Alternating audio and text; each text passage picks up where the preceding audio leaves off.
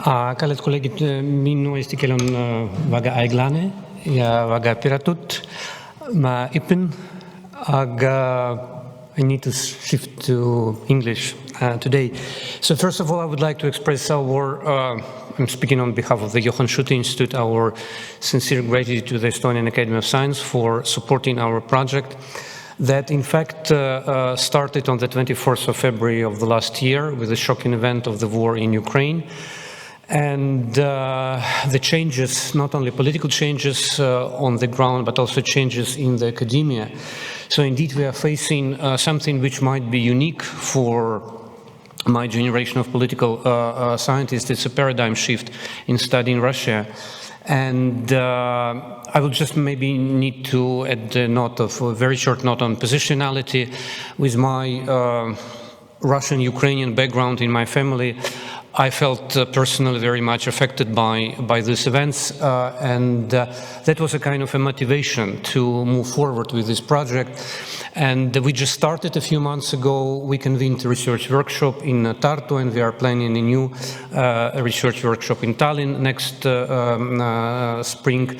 And this is, of course, a joint venture which I coordinate with a group of my junior colleagues, my doctoral students, with very different national background, so we are quite international. So in my remaining 13 minutes, I would just be able to give a very broad picture of what we are going to do and how we are going to contribute to this paradigm shift in politically understanding the war in Ukraine and what stands behind that. So I think the changes, the political changes are quite obvious for all of us.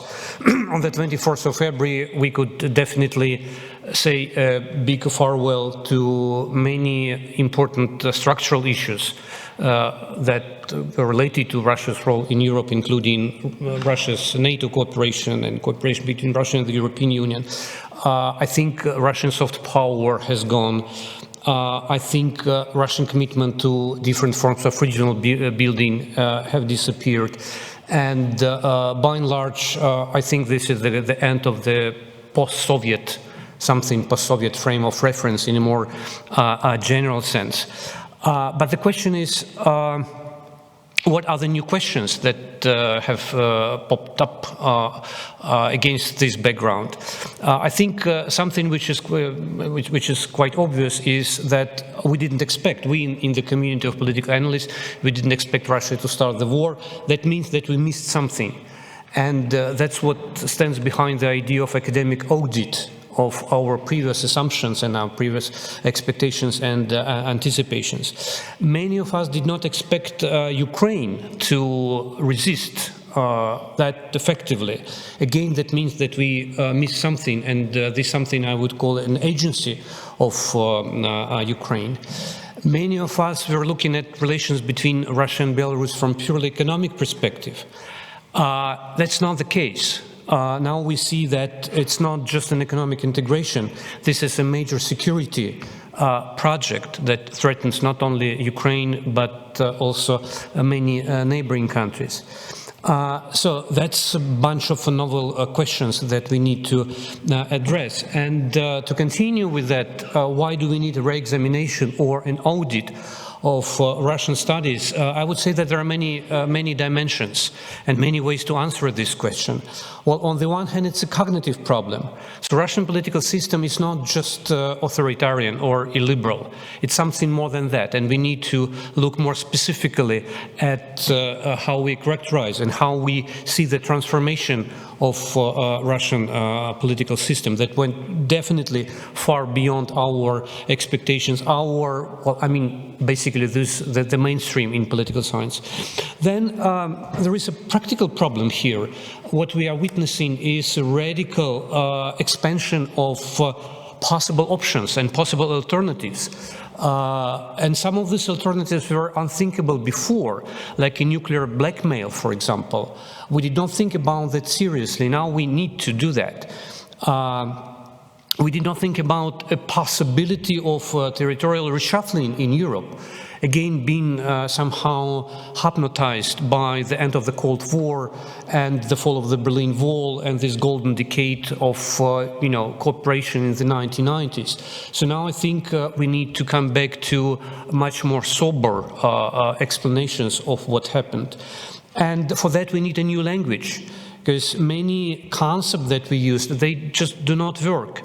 And I'm arguing for a very radical reconceptualization of our research vocabulary. Then we have a new polarization in the debate within the academic community. Well, I'll just give you one example that is quite visible even in the media. Is it Russia's war or Putin's war? And these are two different conceptual frames that we use. And unfortunately, there is a tendency of reduction of the whole complexity of the war to just one personality. From an academic perspective, well, of course, this is far from correct. But since we are doing something that might resonate publicly, I think we should go publicly with our arguments and call the war as Russia's war, as opposed to Putin's war. Or, for example, take a look at the new debate, on a very radical debate on a new fascism in Russia. And there are many academics who would prefer to characterize Russian political system, again, not just as illiberal or non-democratic, but as dangerously close to something which resembles a fascist type of regime. And this is also part of the academic debate. A couple of years ago, that was completely unimaginable. Now it's part of the debate. Then another thing that I think we need to tackle in this project is a kind of domination of policy-oriented language in the whole spectrum of debate on Russia. And this is understandable. But we, from the academic perspective, we need to look at more academic arguments and find those of them that might be more convincing. When I'm arguing for a kind of new Russia studies, and I think Estonia and the University of Tartu in particular, I think it's a perfect place to contribute to the already ongoing debate on how shall we study Russia anew. Well, we need to look back and to understand what old Russian studies were about. And if we look at that, at a couple of points that you can see on the screen, you'll see that many of them look really old-fashioned and really obsolete from today's perspective. Because old Russian studies, they're based on a presumption that Russia is a part of a wider Europe, a particular part. But if you look at history, if you look at culture, different patterns of economic development and consumption, well, there are some grounds to include Russia in the broader understanding of Europe. And that led to the fact that we applied many concepts to the Russian regime, these concepts that were born in the West, like checks and balances, like election. Even today, we are speaking about a new presidential election in Russia. Well, I think we should keep this concept at a very critical distance and always understand that what seems to be election is not election at all. So that's number one. We used to think and we used to invest too much of our efforts into presuming or assuming that Russia is a part of a broader paradigm of transition from communism to democracy. Again, we had this expectation, we have this, well, I would say utopian vision of this trajectory. We used to think that when speaking about Russia, we need to differentiate between, let's say, bad governance or bad government and a good society. I think this dichotomy does not work, because even today, when we are looking for, let's say, sources of resistance to Putin's regime and to the war, well, many of my colleagues still are, expecting that civil society might generate something. We just need to take time and expect something coming from that. I think we should, how shall I say, temper a little bit our expectations and look at civil society, so-called civil society in Russia from a much more critical perspective than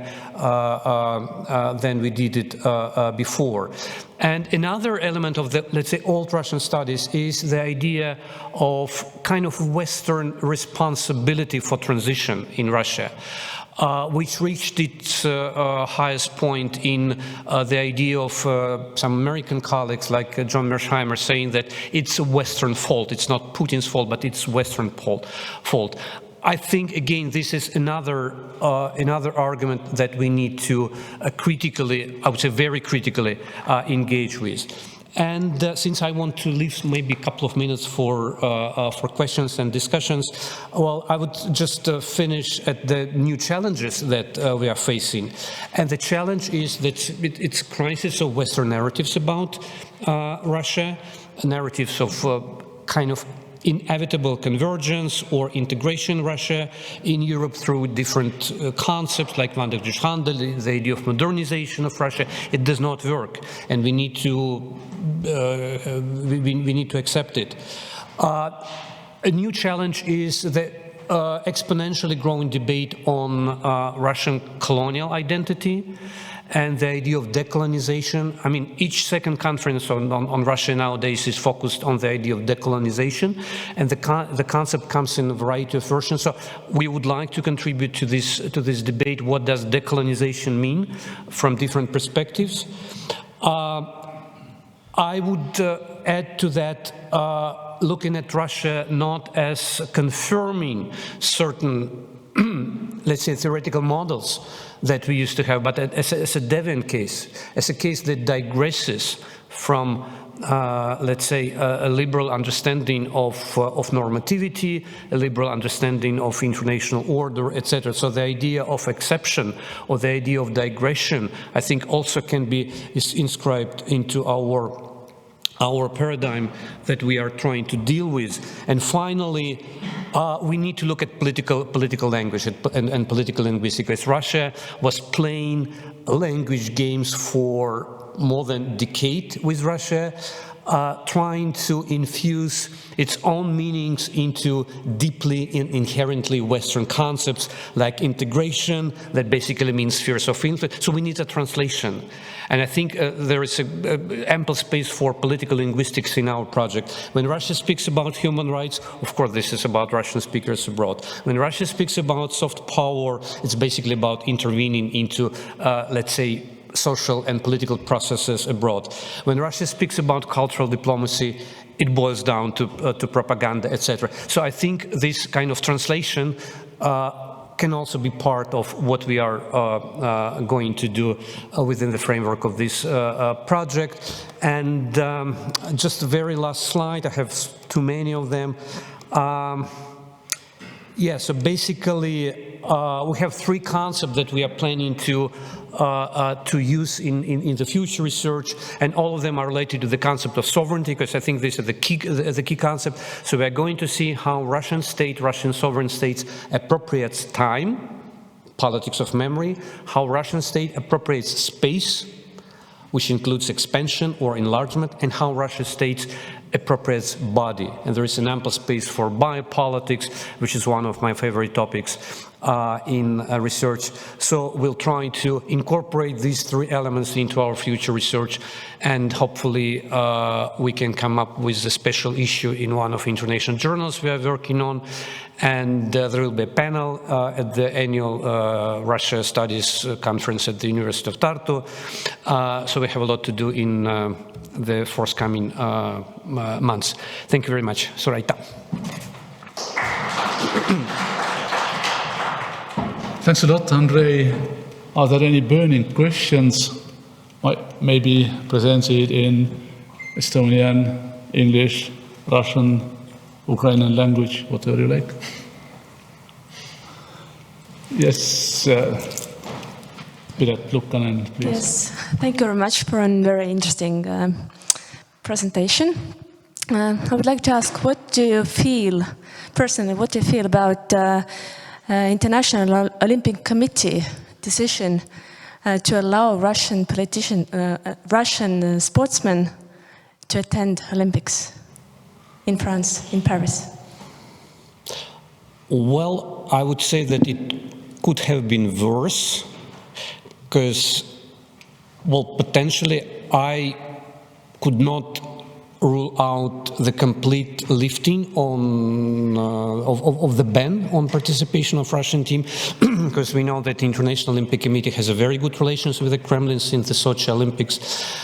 So I think the International Olympic Committee itself thinks that this is a compromise decision. I think that this decision is suboptimal, so I would personally expect a total ban on Russian athletes, but we have what we have. I know that many countries are, many national committees are a little bit disappointed with this decision, but it's better than what could have been expected. Because many other global organizations prefer to take much more, I would say, pro-Russian stand. Take, for example, International Red Cross, take International Atomic Energy Agency. What they call a neutral position de facto means pro-Russian position. So against this background, there is nothing special with the International Olympic Committee, so we need to look at that from more like comparative perspective, I would say. Thank you, and Jaak, please. Okay, thank you. Interesting talk. We know there will be presidential elections soon in Russia. Can we... Elections, yeah? Okay. Can we expect some organized influence from West to this process? I mean, the soft